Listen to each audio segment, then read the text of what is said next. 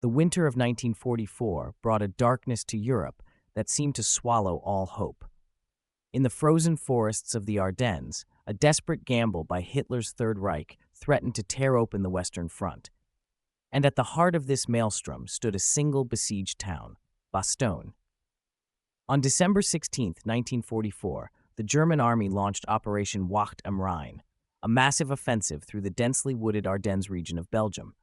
Their objective, to split the Allied armies, capture the vital port of Antwerp, and force a negotiated peace. Spearheading the assault were 3 German armies, including elite panzer divisions of the 5th Panzer Army under General Hasso von Manteuffel. Racing to plug the gap was the U.S. 101st Airborne Division, the Screaming Eagles, commanded by Brigadier General Anthony McAuliffe. Though designated as a strategic reserve, the 101st was rushed forward by truck in a desperate 107-mile overnight movement, arriving in Bastogne on December 19th with little more than the clothes on their backs and their personal weapons. They were surrounded by December 21st. The siege was a brutal test of endurance fought at sub-zero temperatures. The 101st, along with elements of the 10th Armored Division and other combat teams, held a defensive perimeter around the vital road junction of Bastogne. They were outnumbered approximately 5-1 by surrounding German forces, including the veteran 26th Volksgrenadier Division and the 2nd Panzer Division.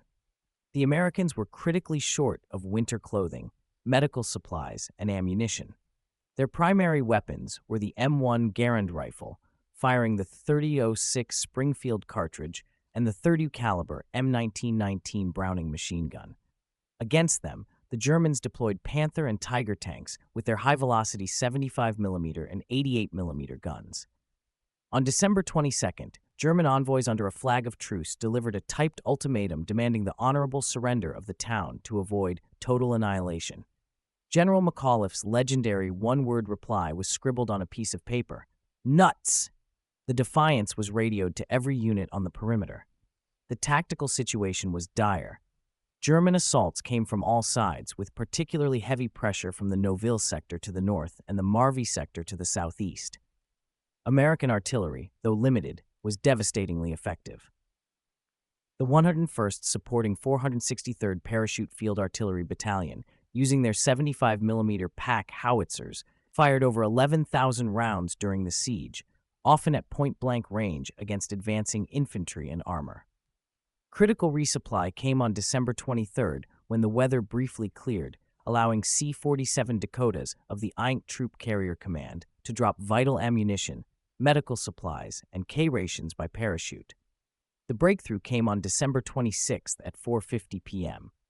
Elements of the 4th Armored Division, part of General George Patton's Third Army, finally punched through the German encirclement from the south, opening a narrow corridor to the besieged town.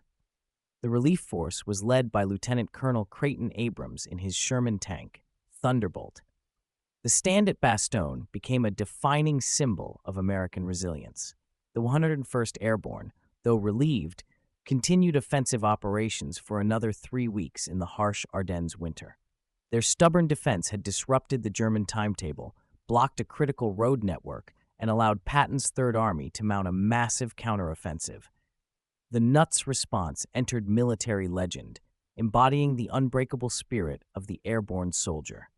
For their actions, the 101st Airborne Division received a Presidential Unit Citation, and Bastogne remains hallowed ground in the history of American arms, a testament to courage against impossible odds.